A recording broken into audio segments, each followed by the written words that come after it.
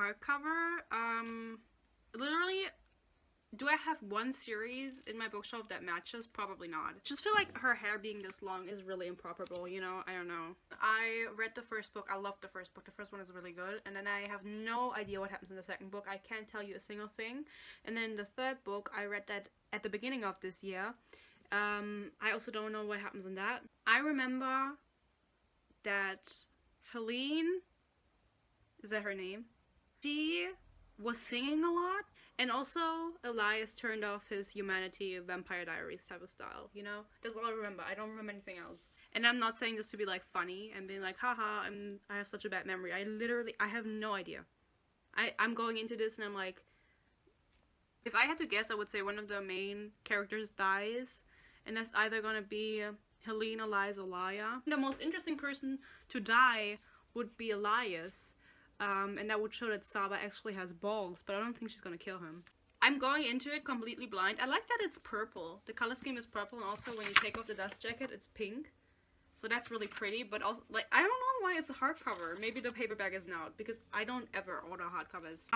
Yeah, I'll just see what happens, you know? I'm not going into it and being like, oh, I'm gonna hate this. I'm going into it and I'm saying to myself, you just want Elias to survive. And that's true. I only want Elias to survive. I don't care about anything else. Literally, what the fuck? Who's the rest of the characters? She'll mention one character, one side character, and I'll immediately not know who they are. And I have no idea why I have, like, no memories of the second and the third book and only of the first one.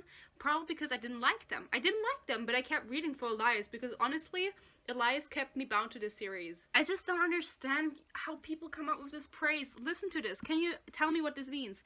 Glows, burns, and smolders, as beautiful and radiant as it's searing.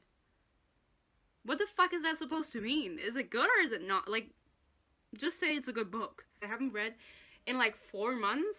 And this is the first book that I'm reading, so it better be fucking good. See, and I don't understand, why did they put praise for the first and for the second book in here? In the first 2 pages. First of all, why the fuck would I care? Why would I pick up the 4th book and want to see the praise for the first book and the second book when I've already read them? I'm not gonna pick this book up if I haven't read the other 2 books. Or the other 3 books. For the third one, there isn't even anything in here. What the fuck? Like, be consistent, you know what I mean? Either you're gonna put it in there for all of them, or for none of them. And for what reason? For what reason do they do that? Like, honestly, an honest question, I don't understand. The Nightbringer? The Nightbringer. Who's Moth? Meheya.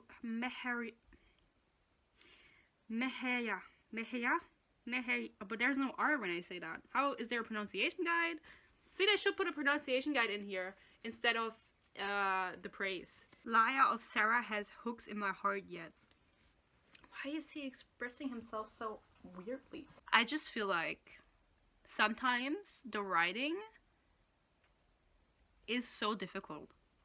Like, it's so unnecessarily eloquent. Like, just shut the fuck up. Just write what you're trying to say. I know that she's probably going for a more eloquent and, like, old-feeling style when the Nightbringer is talking, because he's a djinn. So he's old. But it's just very, very, very, very, very exhausting for me. It has ST engraved on it. And I was thinking to myself when I first noticed this, what the fuck does ST stand for? Before I remembered that the book is written by Sabatir. So that's how dumb I am. I think it's a nice detail. Like, if I were an author, I would be really happy about this. But what the fuck am I supposed to do with it? Like, I understand if it was like her copy. And she put it on her copy only, but she didn't. She put it on every fucking copy, so. ST. What to say about this lovely masterpiece of a book? It fucking sucked. I genuinely wanted to like this. Like, I went into it and I was like, you know what? This is gonna fucking slap. This is gonna slap. Like, it never slept this hard. This was the first book I read of 2021. And I was just immediately disappointed. Can you believe that? The reason this book sucked is because it was really boring. It was really boring. It was full of tropes that you've seen 100,000 times before. And I don't remember much. I don't remember much of the previous books. I've stated that before. And I'm being dead serious when I say that. Like, I genuinely don't. The things that I did remember about the previous books and the way the characters behaved, it didn't fit them in this book. This felt so out of story. Everything that happens in this book. It felt so like it wasn't part of the story. It felt like the previous 3 books have nothing to do with this. I think you will see by my review that I had like no idea what was going on half of the time because I just didn't care. But I'll tell you what I didn't like, because I can't just say I didn't like it and then not justify it. I wanted to mark every time they spoke about numbers of troops, because they spoke about them so many times. If you know fantasy books, or if you've read fantasy books, I don't know if you ever noticed, but they never say numbers. At least the ones I've read, I can't remember them ever saying, oh, they have 10,000 people, we have 20,000 people. They never say that. They say they have thousands of men, but they never specify how many.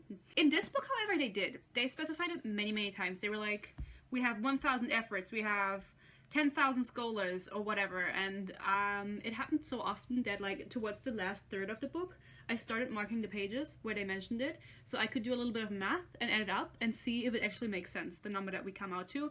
But it wasn't enough. It doesn't make sense, and I should have marked it in the beginning too, because I skimmed, as you can see, I skimmed it, and then I found like 1 or 2, but I didn't want to read the whole fucking book again just to find the numbers. We start off in the beginning, and 3 things threw me off immediately. Laya keeps thinking about Elias, but she doesn't keep thinking about him as Elias.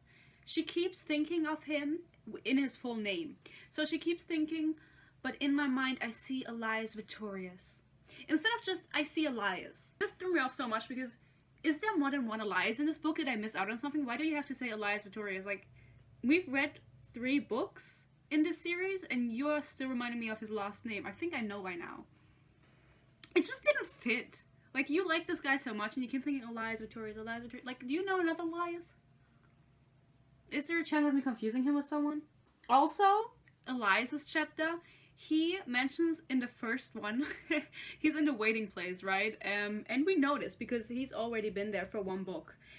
And he keeps telling the reader that from the outside, it looks just like a normal forest. But inside, there's the ghost that he has to move on. So in the inside, it looks different. But from the outside, it looks just like a normal forest. And did he tell you that it looks just like a normal forest from the outside? I get it.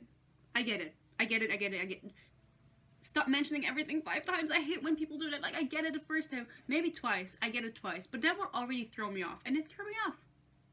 It fucking did. The third thing was the fact that now Helene and Laya are friends. Apparently Laya delivered her Helene's sister's child, which when they mentioned it I remember it, but before that I didn't remember it. So now they're friends, and I'm not sure how much time has passed since the 3rd book, probably a couple of months, but they've become besties. Besties! However, we don't get to see any of this friendship throughout the whole book. In the beginning they're together, but then they go their separate ways, so their friendship literally doesn't get me anything. There's no point in it. I didn't get to see them become friends. Then Helene is like, oh, I taught her archery. But, like, I didn't see any development. You just get along all of a sudden. You used to literally, you wanted to kill her. You used to despise each other. Now you're just friends.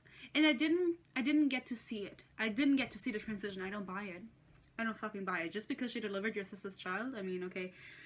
Whatever. I feel like they could have had an alliance that would have made sense, but they should have still been wary of each other. If you don't show me the way their friendship developed, it just didn't feel natural to me, because they would like joke around just in the first 2 or 3 chapters when they were together, because then they're not together anymore.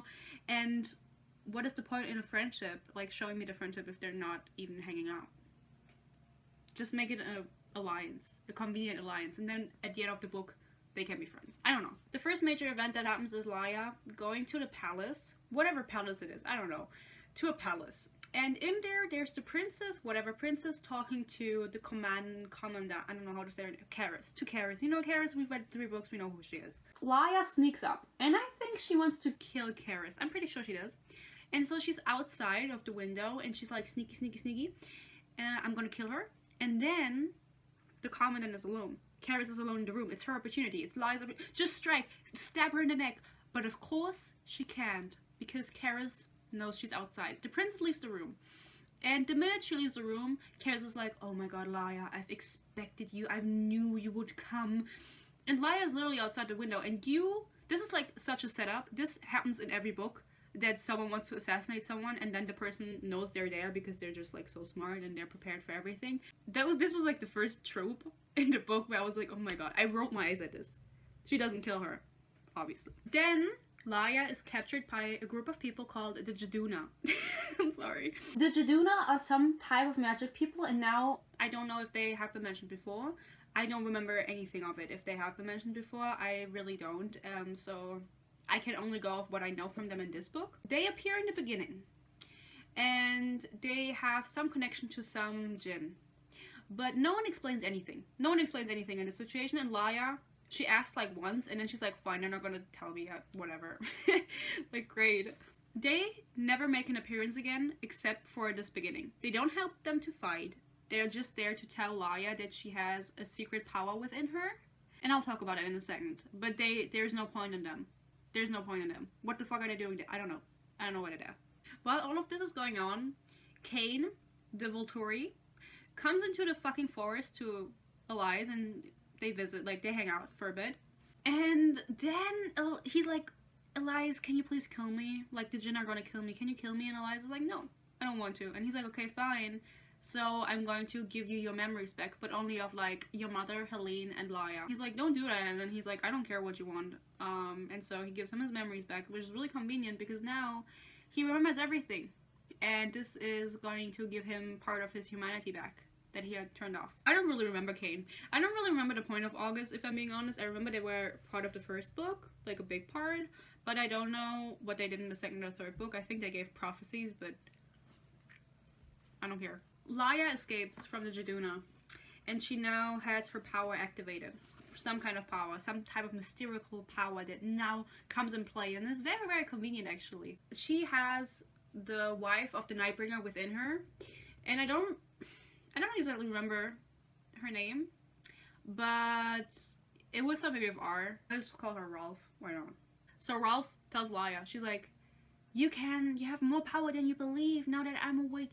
You can not only turn yourself invisible, but like everyone else around you. Like, you can turn a whole fucking troop invisible.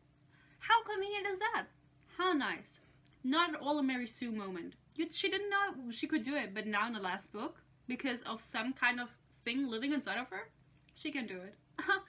I love that.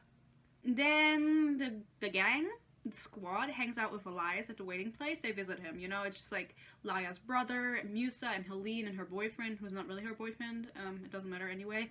They hang out with Elias, and Laya is like, you know what? I love him. I have to save him from this place. And she makes that her mission, to save Elias. There's a whole fucking war going on. There's people dying. There's people that are dying. And Laya makes a decision to not help. To not help, I don't know, strategize or anything. She makes a decision to spend her time at the waiting place with Elias and just, like, try to awaken his humanity. Like, because she loves him. And everyone's fine with it. Everyone's like, yeah, you should totally fucking do that. And while she's chilling at the waiting place, she gets attacked once, and then Elias saves her. Very convenient. Even though he doesn't have any emotions, he saves her. And every time they talk, she doesn't call him Soulcatcher. She calls him Elias, and every single fucking time he says, no, it's Soulcatcher. Call me Soulcatcher. But she doesn't. And it's supposed to be cute and romantic and be like, no, I know you're Elias, you're not just... But it's just so annoying. Because it doesn't happen, like, once or twice. It happens, like, 50 million times. Like, I stopped count. Every time I read it, I rolled my eyes. It's Soulcatcher. Call me Soulcatcher, please. I don't want humanity back. Shut up. He saves her, and then he's like so done with her shit that he just puts her out in the desert, and he's like, go to your tribes, I don't fucking care. And then he conveniently puts her in a spot where a djinn is, and then the djinn just captures her, and she gets put into magical chains that suppress her magic. And now, this is like another trope. Why does every fantasy book have some kind of magical chains that suppress the character's power? Like, have you ever noticed? That exists in every fucking book. It's always chains too. We have it in ACOTAR. We have it in Throne of Glass. We have it in Crescent City. I mean, also all Sarah J. Maas books, so she doesn't, like, she's not very creative apparently, but name it. You name it. Come up with something different. Do something different. I don't know. I don't have an idea. Like, maybe a necklace? Like a collar, you know? Spiky collar. Oh yes, that would be fucking sick. My next note says they're having a meetup in this city, and Laya, I don't know what her plan is, but Elias is also there. So I was very confused at this point. I don't know what was going on. Like, I literally don't. I think the djinn took her to the city to Yeah, I don't know what they wanted to do with her. I think they wanted to bring her to the Nightbringer, the fucking evil guy, to the villain. And Elias was there because he... I think he wanted to visit the tribes because he was so confused what was happening with his spirits because they weren't they weren't coming to the waiting place, and so he was like, what the fuck is going on? And so he wanted to ask the tribes if they knew what was going on, and that's why he was also conveniently in the same city because everything just happens in this city. So much plot convenience in this book, you know?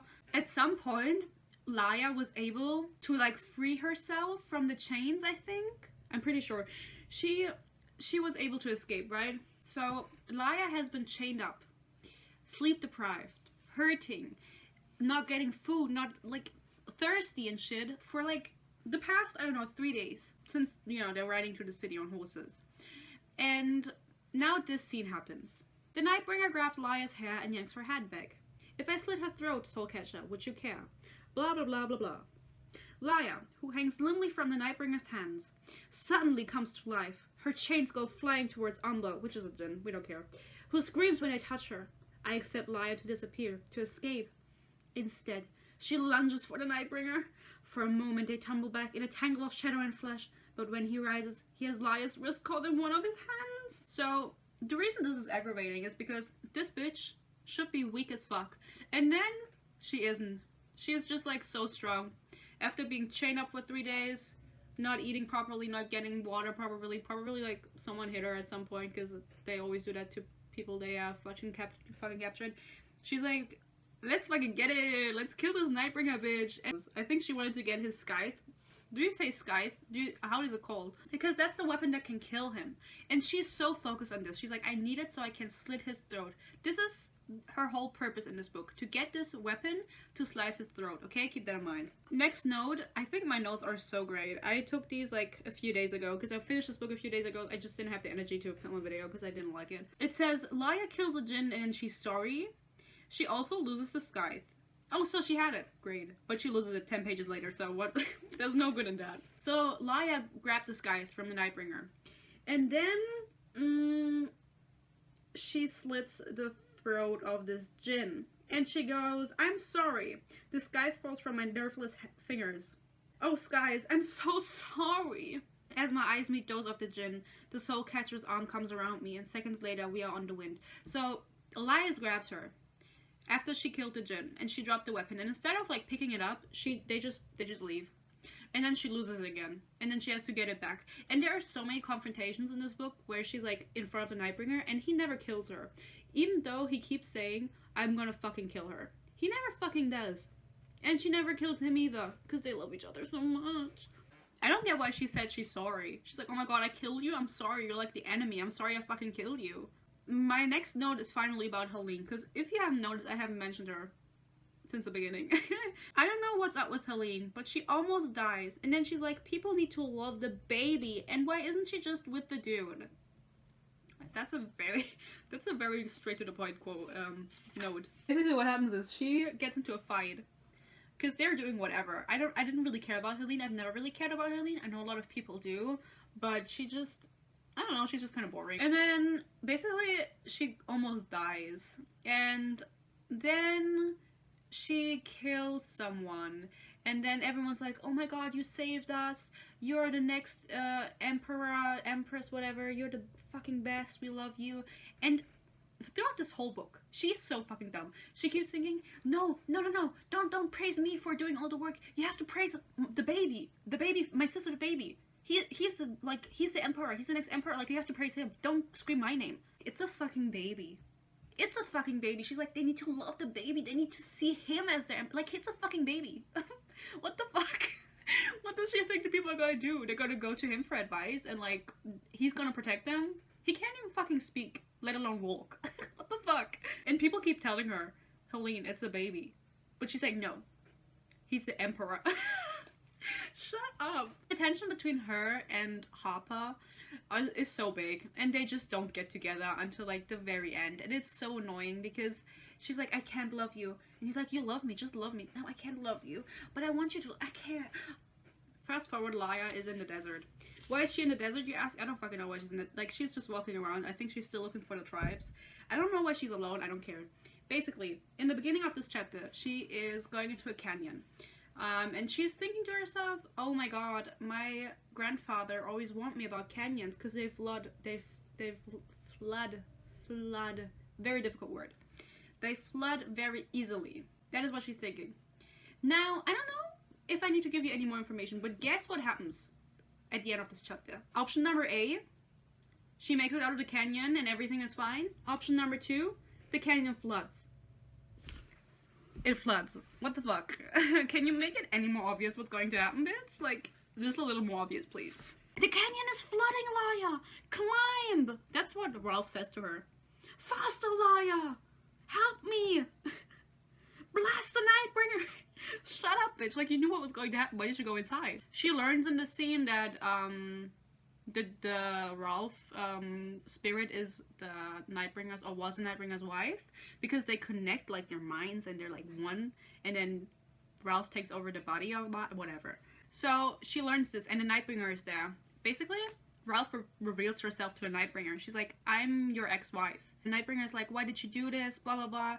And then they disconnect their minds again, and then Elias herself, and she looks at the Nightbringer.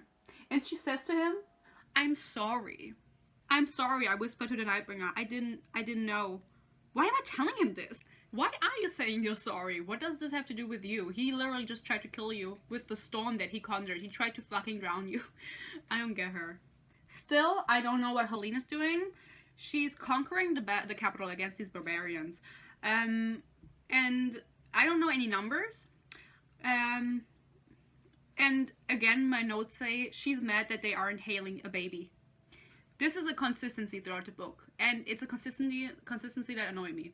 They're not gonna hail a baby. I wouldn't personally. So I get the other people. I don't understand you. Laya and Elias are now together because Elias is now helping them because he wants the spirits back in the waiting place because they're not coming in, and he wants to fix it. And so he's helping the humans, even though it goes against what he believes. And they're raiding this place, like this army place from Karis, to weaken their numbers and to weaken their supplies. And there's a clear plan. Laya is supposed to poison something. I don't know what she's supposed to poison, something. But instead of doing that, she gets distracted. She gets distracted by a tent full of slaves. Or children, or slave children. And instead of maybe leaving them and doing what she was told and then trying to save them, she tries to save them first. Like, I would understand if you you did your job, you poisoned the shit, and then you went back for them. I would understand. But doing it first, and then she's like sitting in the middle of this camp, not having done her job, and she's like crying because she freed the slaves, and then they were killed because they were running around the camp.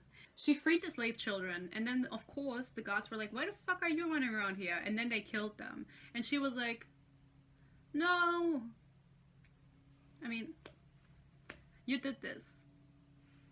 You did this for what? There's like a lot of tension between Laya and Elias because they're now at the camp together, because Elias is on their side, and there's this absolutely amazing scene. It's amazing. It's a mango fruit whatever scene. If I can find it, I will tell you. This scene is supposed to be super hot and super sexy, and I read this and I was so confused what the fuck is going on. I do not know what to say to that, so I lift the bag of mangoes. I brought you something. You can leave one there. Just one. He unties the neat knots of his bedroll, turning his back on me. Thank you. He still will not look at me, so I shift over to sit next to him. I let the cloak fall from my shoulders and take out a mango. Mangoes shouldn't be... Mangoes shouldn't be eaten alone. I roll the golden fruit along my thigh, softening it up, the way I used to do it in the midst of Seren summer.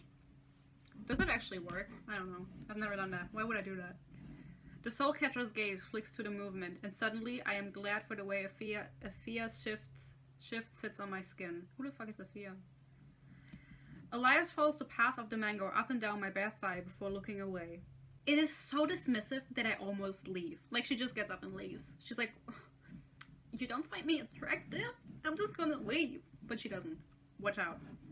But his hands are clenched into fists, the veins on his arms standing out, and though the sweep of his hair hides his face, his jaw is tight.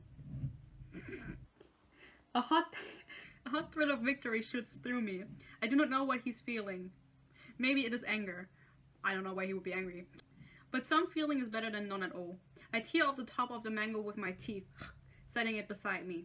Then I squeeze it, drawing the sweet pulp out of with my lips, letting the juice trail down my wrists, my neck. I imagine him watching me the way I want him to, him kissing the sweetness from my throat, his arms around me, driving the chill night air away. I let him take my hands, every inch of me tingling as he licks the juice from my wrists. He runs a finger up my neck and puts it in his mouth. Then he puts the mango to his lips and closes his eyes. And he makes a small moan of satisfaction at the taste of the fruit. I've never moaned eating mango. So I don't know how you thought that scene was. I thought it was so weird and so cringe. Like, it was supposed to be like making me feel some type of way, and it just made me feel embarrassed for the both of them. How the fuck is she eating the mango that is like going on her, like, how is she holding the mango? Like, is she eating like this? I would imagine she's eating like this, but like the juice is on her wrist, so she has to be eating like this, and then it's like dripping out her arms and her throat. Like, this girl's a messy eater. Don't play with your food. I also feel like she would be so sticky now. You know what I mean? Like, she's so messy now. Like, that was not worth it. The next thing that happens is that Helene has sex. She has like sex in the like in the baths with Hopper. They finally do it, and she's like, oh my god, I'm doing it, and yeah, that's it.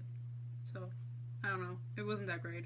I think she thought it was great, but I didn't think it was great. There's just like, the way sex scenes are explained in books, in YA books, is just so beyond me. The things the authors come up with to describe it, it is, I don't understand how they do it. Like this, he tilts my face toward him, and as our bodies come together, as I cry out his name, my fingers digging into his back at the ache of him inside me. Yeah, they have like a kiss, and it's really awkward. I grab his cloak, rise up on my tiptoes, and kiss him, hard, angry, and bruising. Doesn't sound good. His nose is cold from the wind, but his lips are soft and deliciously warm. Kiss me back, you dolt. What the fuck is a dolt? I think, and he does, but far too carefully, his desire caged. It drives me mad. When I break away, he stares at me, dazed. I leave him there, stammering. It is a small victory. Early she goes, this is her, what the fuck? Laya is like confronted with the Nightbringer again. They're confronted like 5 different times in this book, and never does anything happen. Neither of them kills the other. She's still in disguise here, and I don't really remember the whole scene, how it came together, but it's the Nightbringer and like one of his bros, like brogens, and it says, scythe in hand, I go. But I don't understand, like, just take the scythe and like kill him. Like, why do you have to take it away? Just like kill him on the spot. You know what I mean? Like, you're just making it more difficult for you to face him again. Anyway, it is then at this point in the story it's revealed that what the Nightbringer is doing is he's basically stealing the souls of the dead. So when someone dies, they go to the waiting place, but he's doing it so they don't go to the waiting place. They go into this like big sea is what it's called, like a big lake. The souls go in there, like the ones that are really like in pain and suffering, and this sea is being fed by the sufferings. Like, it's getting bigger and stronger, and he's basically transferring those souls into the sea to release them. Now, it's revealed here that his plan is to kill all of humanity by releasing the storm. And this was like a big reveal. It was supposed to be a big reveal. And I read this and I was just like, we've been new. Like, I thought that his plan from the beginning, because he freed the djinn, and then it was like, oh, what is his plan? We don't know what his plan is. What is he gonna do? Like, I thought it was pretty obvious that his, like, goal from the beginning was to just kill everyone. Like, to take revenge. I thought that was clear. Maybe it wasn't with the context of the other 3 books, but me just knowing, like, explicitly what happens in this book, I was like, yeah, he wants to kill everyone. Like, I think that was a very obvious plot, a very obvious direction the plot was going into, and it wasn't like a big surprise. If you put 2 and 2 together, you could have guessed from the beginning, just like I did. I mean, I'm just smart, maybe. I feel like the Nightbringer is such an inconsistent character because even though I don't remember much, I do remember that he was someone who loved his people, and it's also like, it's always like, how do you say, like, focused on in this book, that he loves the Jinn. He loves his people. He wants the best for his people. And it's revealed that this sea of suffering is going to not just kill humanity, but also, like, everything, like, also the Jinn, if it's released. So that just, like, doesn't make any sense to me why the Nightbringer would want that. Like, why would he want to release it if he knows that it's going to kill even the Jinn? That's, like, such an inconsistency with this character. I thought he loved them. Why release them in the first place when you're just gonna kill them? Like, it doesn't make any fucking sense. Then Karis kills Helene's sister, but she doesn't kill the baby.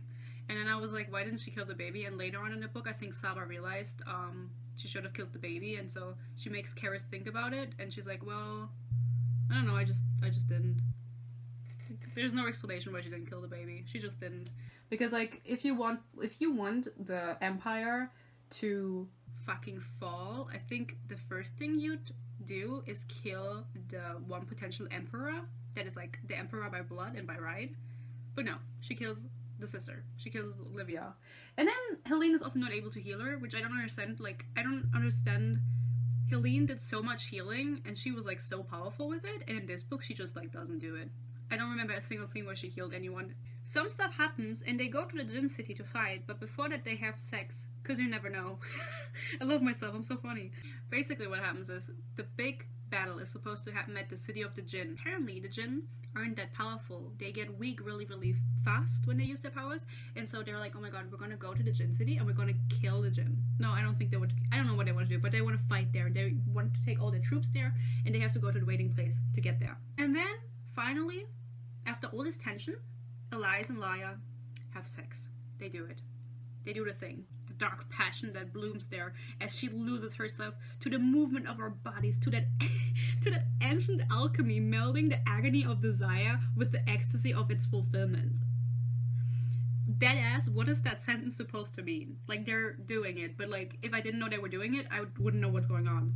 I do not look away as she cries my name, as her fingers tighten on my fists, as her body arches into me, as we move toward the same place, that ineffable crossroads of pain and pleasure.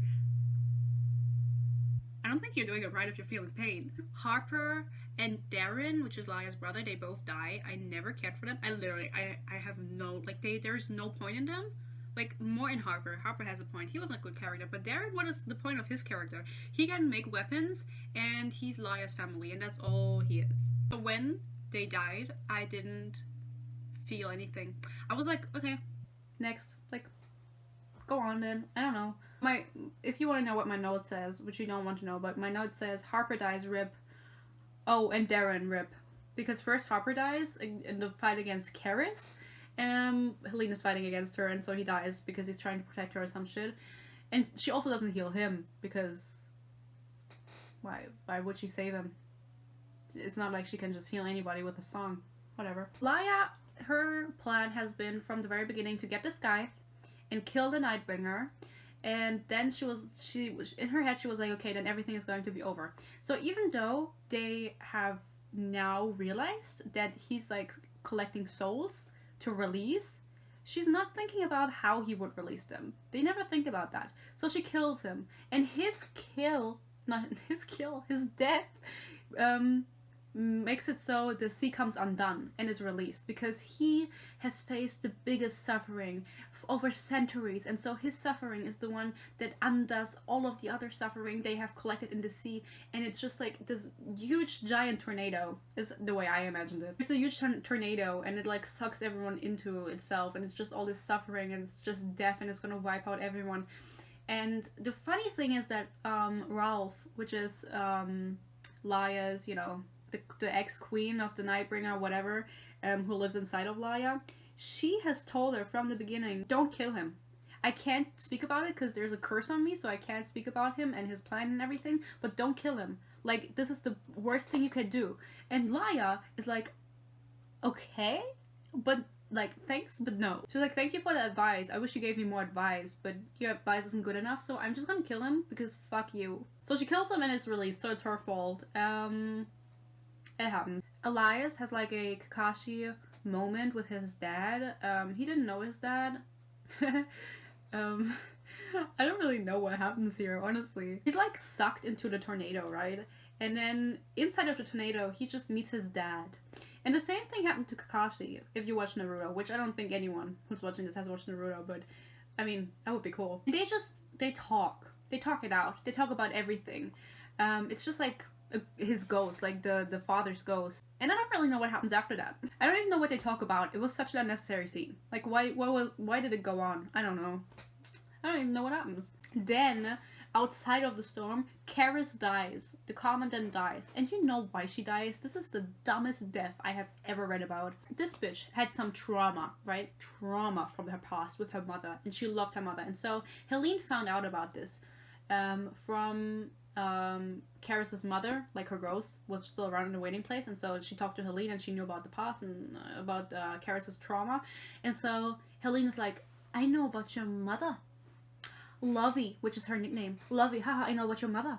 And Karis just like breaks down. Like this impeccable warrior, this person who cannot be bet, gets this whack-ass backstory. Her nickname is mentioned that her mother used to call her, and she just breaks down. Like, she just breaks down. She can't do it anymore. She's like, how do you know this name? Oh my god, oh my god, oh my god. And she's like, I talked to your mother. No, you didn't. How did you talk to my mother? Blah, blah, blah. And then, the like, cherry on top. Laya's mother, the dead mother, we thought she was dead. She comes back and kills Karis. And then, at the end, Karis is dead, right? But she gets a happy ending in the waiting place. And Elias even warns her, even though she was never a good mother to him. She abused him. And he's like, oh my god, I'm so sad. She's dead. And then her ghost is like in a waiting place with her mother's ghost. And it's like a happy ending for her. She's like content. She's happy. She's good with herself. It's the villain, you know? And the Nightbringer got a whack-ass ending. But she didn't. Like, what the fuck? She didn't even go down in battle. It would have been so cool to have Helene beat her in the final battle. Like, she's gotten so strong. She's grown so much. And she fucking defeats Karis. But no. It's her backstory that breaks her. What the fuck? And then Laya's mother? Fucking Helene knew that she was alive. Laya's mother. We didn't know throughout the whole book until this scene. And this scene happens on page 482. And this book is 530 pages long or something. So this bitch appears literally for the last 50 pages of the book. And you cannot tell me that this is anything but plot convenience. And it's so cheap. It's such a cheap shot. Laya asked her, why aren't you dead? And then she's like, oh, the barbarians, they didn't like care to check my body if I was dead or not, which is like such a cheap excuse. There was apparently prophecy, because a lot of things in these books are around prophecy, and I read her death scene, and this is what it says: the ghost will fall, her flesh will wither. The ghost was never me, it was her, mirror of Sarah, risen from the dead. But if that's the case, then this one line of the prophecy I will fight. And then she dies. And I'm pretty sure there was like no other ghost. Like, Laya wasn't like in the last 20 pages, oh no, never mind, my mom wasn't the ghost, it was someone else. So the ghost will fall, her flesh will wither. How is that supposed to be applied to this book then? Did Saba just forget about this? Is there an explanation for it? I have no fucking idea, and I hate it. The way the storm goes away, the tornado, is Laya just like jumps into the tornado and she talks to the Nightbringer and he's like, yeah, you're right, like I'm a bad person. And she's like, yeah, you are. But don't worry, I know the true you and who you used to be, so I'll tell your story if you like stop the storm. And he's like, so you'll tell my story to other people, so I won't be forgotten. And she's like, yeah. And he's like, okay, you know what? Fuck this. And the storm is just gone. Like, this is the best way I can explain it, because like I have no fucking idea what's going on. This is such a like bad finale. The best thing also, like the best thing besides this, the second best thing, is the fact that Laya's mother comes back for the last 50 pages of the book, after we thought she was dead, and she comes back and kills Karis, and then she also becomes a new soul catcher. She becomes a new soul catcher, so Elias and Laya can live happily ever after. Then Elias asks like Moth. Moth is, you know, death or whatever. I don't really know what he is. He's like the power that the soul catcher uses to pass on the spirits. He made Elias forget everything, like about his past life, so he would be a Reaper, Vampire Diaries style, with no emotions. And then Laya's mother is like, oh, but I don't want to forget about Laya. And then Moth is like, oh, don't worry, you're her mother, like you won't forget her. Like, you weren't there for most of her life, for like 16 years, and then you met her and like she didn't know you were her mother until like the 3rd book. But don't worry, your bond is so deep, it's so fucking deep. You won't forget about her. You'll always love her. This is like the end. Her mother becomes a soul catcher, the storm's over, the war's over, Elias and Laya can be together. Helene is the new emperor, I think, until the baby becomes emperor, you know. But Helene is like fucked. Like she doesn't have anyone left. And then the craziest thing is hinted at that her and Musa are going to get together. Like it's very romantically hinted at. It's not just like, oh, they're both mourning the dead. It's like they want to fuck. Like they definitely want to get it on. So weird. Such a weird couple too. Because like it's been maybe, I don't know, like a few weeks since Harper died. And she's like, oh Musa, you kinda sexy.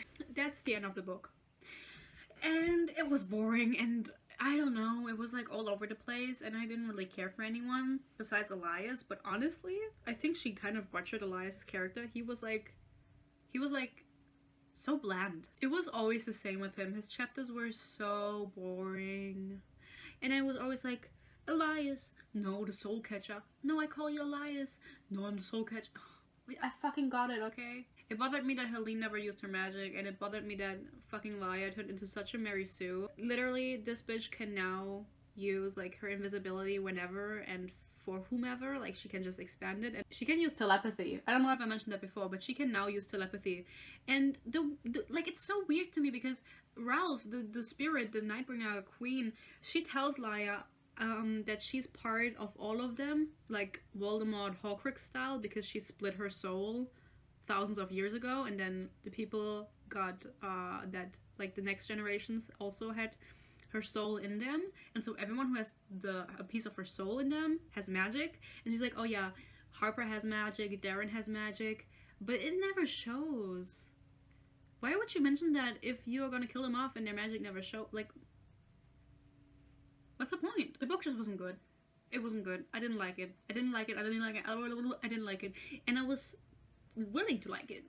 And I don't think I'm gonna read anything until A Court of Silver Flames comes out. I haven't even pre-ordered it yet.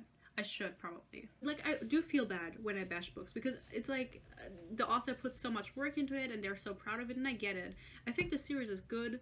I think the first 3 books are good, but like the last book just isn't it. Even though I didn't like the 3rd book and I don't remember the 2nd one. I don't think they made me quite as mad as this one. At least not the 2nd one, because I did read the 3rd one, so. But the 3rd one was also not good. Rage makes my hands shake. My mother, mirror of Sarah, could scale walls with hardly a thought. Would that I had that same mysterious skill. Fuck. Like, what the fuck? She can climb walls. Just climb the wall, girl. It's not that deep. That same mysterious skill? Uh-huh. I don't even remember her scaling any walls. By the time I emerge, Musa, Darren, and Taz are fast asleep on the floor. Harper has lain down on his roll too, his eyes shut. But if he's asleep, then I am a walrus. The fact that walruses exist in this world. You have a magical world, and you compare it to a walrus? I thought you were different, Laya. Taz shrugs off my cloak. I thought you loved him. I thought you had hope. Taz, I do. But as I say it, I realize it's not true. All has been dark for so long. To hope is a fool's errand. Elias, as we knew him, is gone. Maybe, Taz shrugs, but I think that if you were the one who got chained up in the forest, Elias would never give up. Give up. If you had forgotten how much you loved him, he'd find a way to make you remember. He'd keep fighting until he brought you back. My face burns in shame as Taz returns to the cabin. I want to call out after him. You are only a child. You have no idea what you speak of. But I do not, because he is right. This gives me major, like, my son is 3 years old and he just said this vibes, you know, those tweets. This child has no business speaking like this. And I don't know how old he is. I imagine he's like 10. Think! There's a reason the refs are here, and it is not to kill me. Brazen it out, then, Laya, and hope to the skies you aren't wrong. Without warning, I sprint through the water toward them. I expect them to move. Instead, they catch me and squeeze.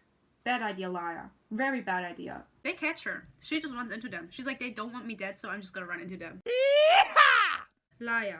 Ralph flickers in agitation, and I wonder if the creature is not an it, but a he. for there's something irritatingly male about its obduracy. Now, first of all, I don't know what half of the sentence means, but second of all, what I do know is that it's fucking sexist. Because it's against men doesn't mean it can't be sexist. You're saying that because they're stubborn, and this is not, this happens twice. After Ralph reveals that she's a female, Laya thinks back, oh yeah, I thought that it was a guy because it was so stubborn. Like, what the fuck? Why would you think that? Why would you have to add this in the book? And this is an absolute stereotype that you're following here. It's not funny, it's not cute. It's like if I wrote, oh, I wonder if it is a she because it takes care of the way it looks or something like this, because, you know, women take care for how they look and men don't really. It would be the same thing. You don't fucking do that. I really don't understand why you put this in here. Suddenly, Kara's wheels her horse about and scans ice skylines. Her gaze settles on me. Strange. I could be an archer, a soldier, anyone. Yet somehow she knows it's me. I feel it in my bones. We gaze at each other, connected by blood and violence and all our sins. How is this so convenient right now? How can she just know it's you? Like, how far are you away? Like 5 miles? I don't know how much 5 miles is, but like, give me some kind of distance. Like, do we really need these scenes? How can she just know? How can she just know? Here, the tall scholar, also clad in Talaman's armor, materializes from the darkness like a wrath. The white seder carcans have there's so many difficult words. Have gathered near a big bloody rock close to the main palace. They turn into an altar. They're shouting, screaming, murdering people, that sort of thing. The usual. They're leading prisoners there, mostly marshals, some scholars too. He must speak of Cardium Rock. Women? My fists clench on the skin on my waist. Children? Musa shakes his head. Men, boys. Prisoners? Like, does it matter if it's women or children or men? Like, does it, like, make a difference? Like, don't you want to save every prisoner? You know what I mean? Like, I thought this was so weird. Like, women? Children? It's just men, you know? Leave them be. And, like, it doesn't fucking matter who the prisoners are. You gotta save them. That's, like, your job. Helene is such a dumbass. She fights the barbarian king for, like, she just, you know, it's her subplot going on, and he has been doing these blood rituals in the city, and she was just like, oh, they're just doing rituals, whatever, haha. But in actuality, these rituals actually raise ghosts and make the barbarians more powerful. Now, she didn't think about this. She didn't think this was an option. She literally thinks, which means that if he hasn't been able to raise ghosts, he has other magic at his disposal. Okay, maybe it's not ghosts, but he can use magic because of these blood rituals, and she didn't think about this before. She was like, oh, they're just doing rituals because they're bored or something, or it's their culture. She didn't think, even though she has magic, and even though they are jinn, even though there is magic, she didn't think, oh, maybe they're doing magic. Literally, Ralph tells her this. What if your theft of the scythe is part of his plan? Ralph comes around in front of me so that I cannot walk forward without going through her. A trap, a way to outwit you. Then you will help me outwit him first. Well, which that backfired, I guess. I pretend that I do not have to decide the fate of thousands of people. I'm just a normal woman, in bed with my lover. Am I a soldier? No. Something completely different. I am a baker. I will rise, put on my clothes, and go bake bread. She's this close to a mental breakdown. Everyone around me moves, but I'm rooted to the dead earth. What if I fail? This is not a fair fight.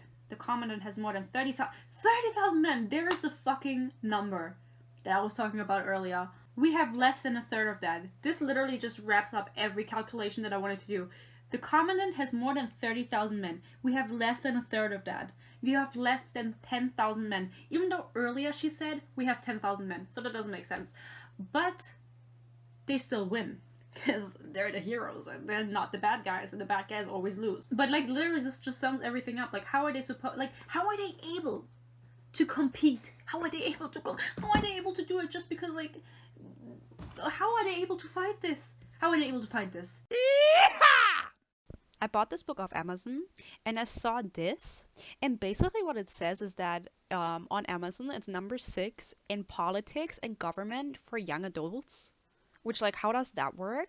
And also the recommended reading age is from 14 to 17, so I'm like way too fucking old to be reading this book.